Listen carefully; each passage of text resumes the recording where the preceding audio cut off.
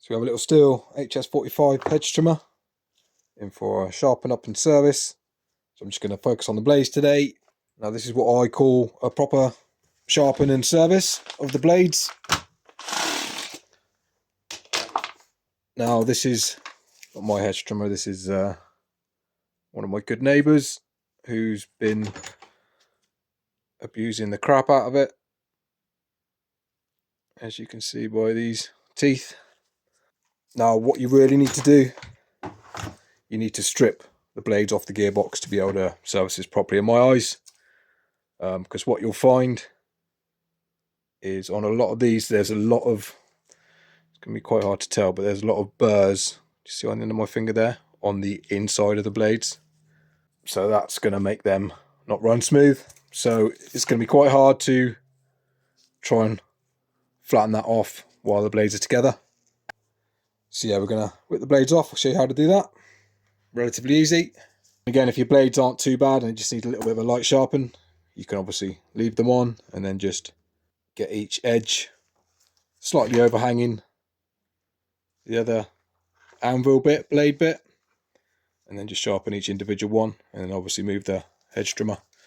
What you never want to do when you're sharpening is put the two edges up together and sharpen.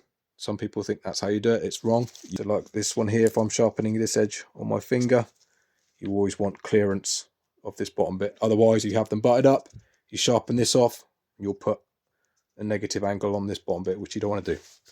So yeah, bad blades, ideally you need to strip them down. It's relatively easy. You only need a T27 and an 8mm socket, spanner, or whatever. These 6 here, T27 Torx bit.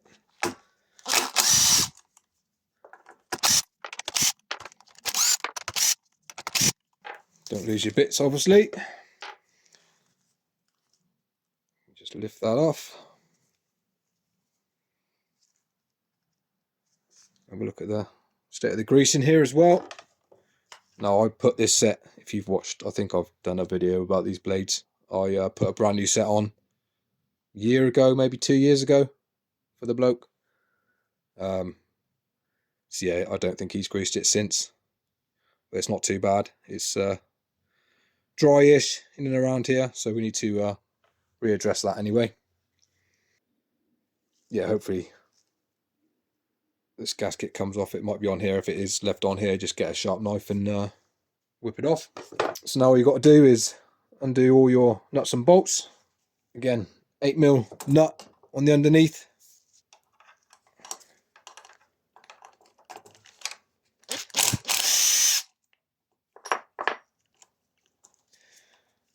When you pull them out, drop that. When you pull them out, you'll have little round spaces, so don't lose those. Keep them all together if you can. Yep, undo all of those.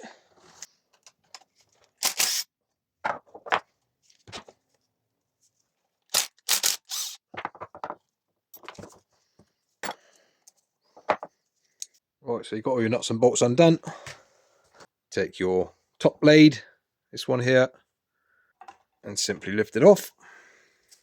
So now get your second blade and just lift it up. This will come out with it. You can lift it up separately, doesn't matter too much. Again, put that to the side. And that's your blades off. And yeah, you can see these blades are taking a bit of a hammering. And those are the bits I was on about, see? The folded over bits. It's very hard to get rid of that when it's obviously you've got the other hedge trimmer blade on it. So that's that. The top bar stays on. You can take off if you want to. It's got little Torx screws there if you need to take that off. Don't necessarily need to though. What I would recommend doing is get some little kind of blade and scrape all this crap off. You know, get a little razor blade or something and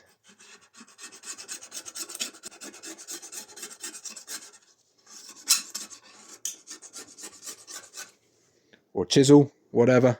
Just give it a bit of a clean up. Alright, so you've got your bar cleaned up a bit. Use whatever you want. When I take them apart though, I normally just use a little blade. It saves using any spray and stuff. That's good stuff as well. Cramp resin remover. Spray it on, let it do its magic, and maybe get a wire brush or something on it. So now what we need to do, we need to dress this face up because we've got loads of nicks and burrs. So again, just on these bits, it's got some sap here where the blades don't quite overlap fully. You'll get sap build up on the end. So it's a good idea just to sort of that's a blunt one, just to scrape that off. Again, if yours are really bad, again, get them scraped off. Yeah, and I can feel this, it's just full of nicks and burrs. All that's going to do is that's going to hinder these blades. It's going to make these blades harder to move freely back and forward. So if you've sharpened your blades but you haven't addressed these inside edges and you're thinking, why are my hedge trimmer blades not moving properly? You need to look at these inside faces as well.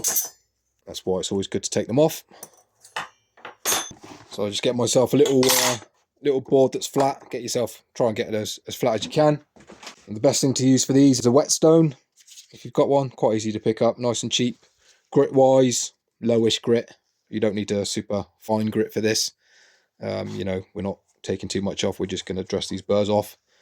If you haven't got that, get some fine sandpaper, 320 or something, 400, wet and dry, something like that. Get a block of wood that's flat and use that. See, all we're going to do is just going to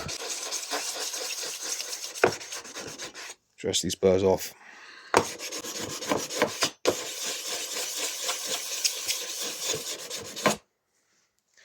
Which might take a while because they're quite bad.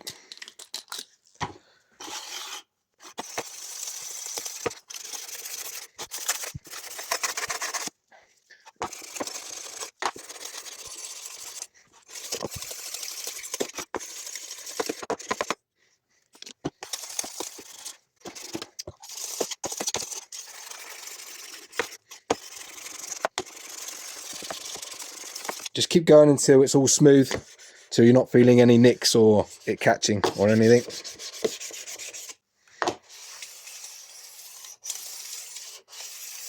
Obviously make sure your whetstone's flat as well.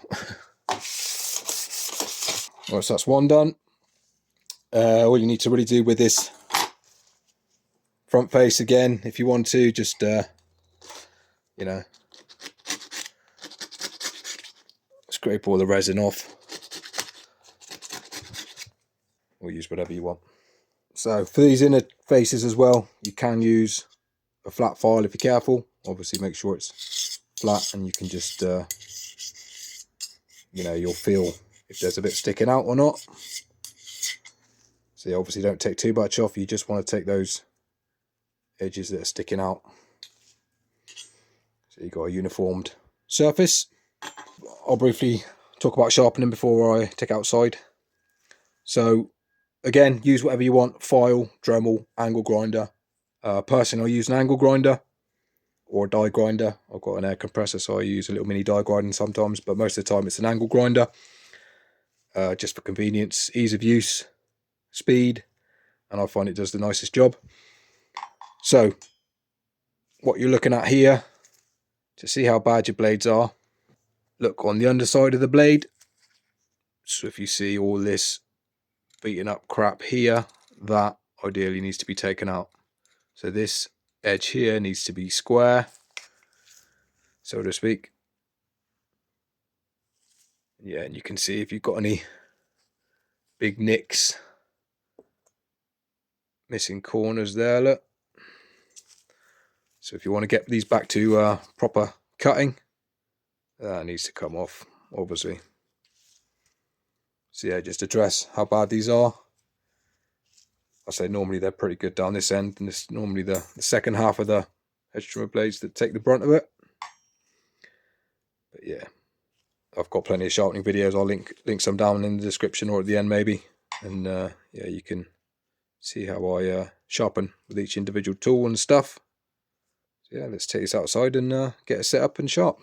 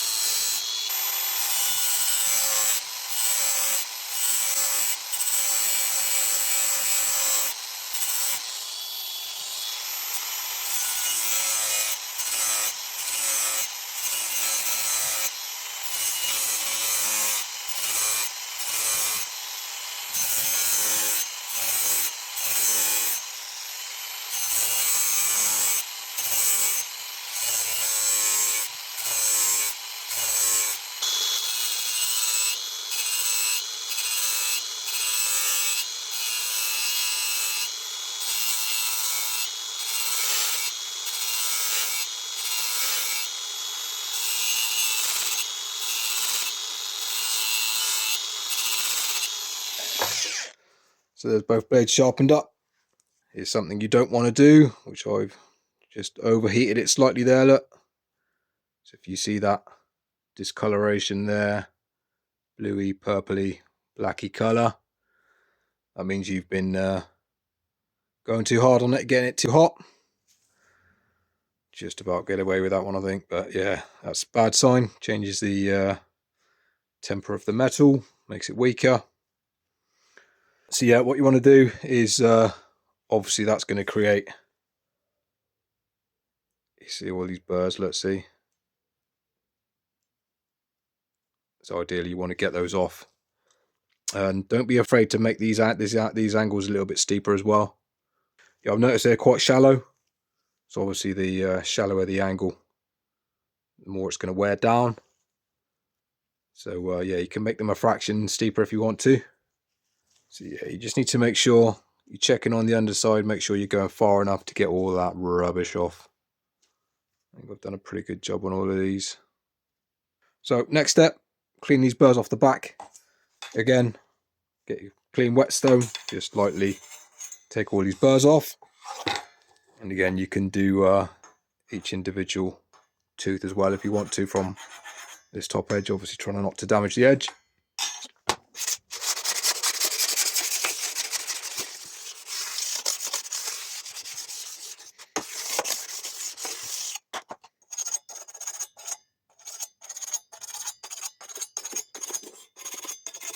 Yeah, just get it the cleanest edge as possible. And yeah, these big burrs, when they if you leave them on or whatever, they can damage the edge potentially once you start using it. There we go, both blades sharpened up. Dress the edges off, cleaned up a little bit. You can see they're nice and flush now. They're gonna be nice and smooth. Got all those big nicks off. I mean, you have to take them back. Look how thin this one is compared to the other ones.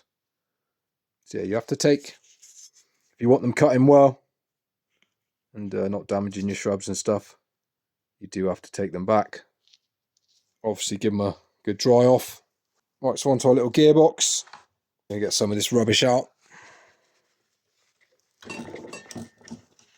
Start with some fresh grease, just in case there's any bits of rubbish in there. Obviously I don't know the history behind this and what it's done. So yeah, it's always good when you don't know the history on a hedge trimmer. Get all the crap cleaned out. Looks right, to be fair. And again, like I say, I was the last person to re-grease this, so I know it's pretty good. Yeah, no debris in there, so that's all right.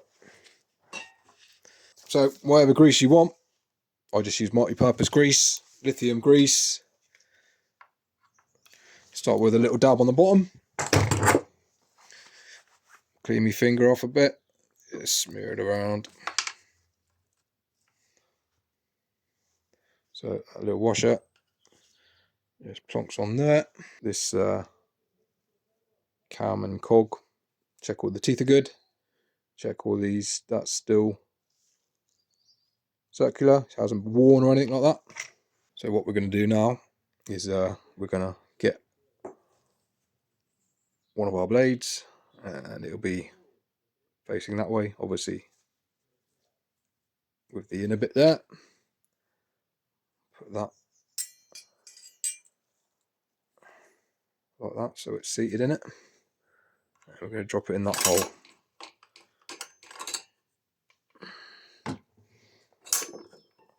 And then just rest your blade on there, obviously. Get that lined up with that. That should be fully seated. Your blade sat on the bottom.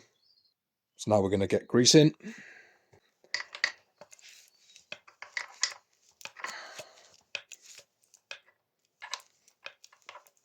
So give this a good pump everywhere, down these holes, force it down the bottom, around the side.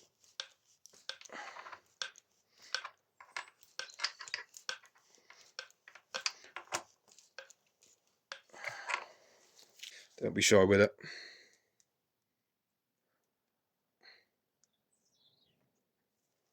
So give your blades a bit of a squirt of WD-40 or something, not as a lubricant but just as a rust prevention. Obviously don't spray it up here near the grease. So again, top blade the other way around now, onto that bit there, sit it on your blade, get a bit of grease and just give this top blade a bit of a grease up. Should be good. Don't completely pack it out, leave a bit of room for it to move, otherwise it will struggle. So top cover, that's just a little debris guard, you can just pull that out, give it a bit of a wipe off. Yeah, that just sits in there like so. Again, can clean some of the muck off this.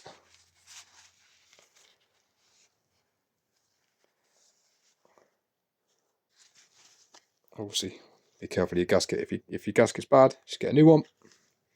So now that can go back on.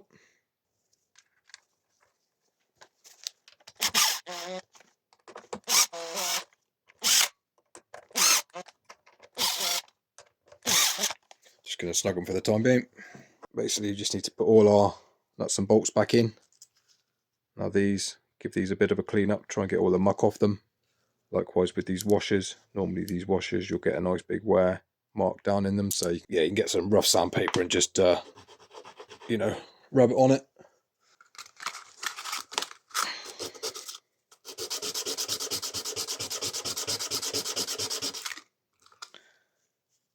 Just gets it a little bit smoother. Your bolt, then your washer with the nice flat face facing the blades. Your little sleeve spacer down in the hole in between the blades, and your nut underneath. So work your way along, get them all cleaned up, put back together. All your bolts in, now let's get them tight. Now you do these up tight, right? Don't kill it, but get them tight. You don't leave them slack or slightly loose so the blades can move a bit freer. Their proper position is tight. Like I say, that little spacer in there is what governs how tight these are. The spacer is basically the same size as the two blades together, if you know what I mean, slightly bigger fractionally. So if you're tightening down tight and your blades don't move, you've got other issues basically. You know, you might have you haven't done the nicks properly on here or whatever. There might be something wrong with your clutch. Your engine needs tuning. But these should be done up tight. Now, if you just find that it's not running, you just can't get it to run, you can slacken it off if you want to, but be very careful. Don't slacken it off too much. You don't want the blades separating. They want to be a snug, close fit. Good. Check our retighten these. Another thing I forgot to say about these blades as well, if these anvil bits, not the cutter bits, these anvil bits here, if these aren't square, you can get a flat file and just square these up again if need be, if this is really badly rounded over. Right, all blades back on, sharpened up, cleaned up. These are ready to go now. Should cut nicely, should run smoothly. So yeah, let's see what we've got. I don't think this has been started for a while.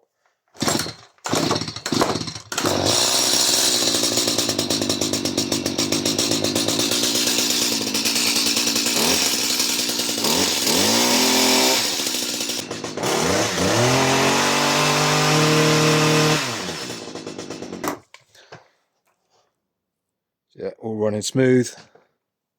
You can just lightly touch the throttle and your blades move nicely.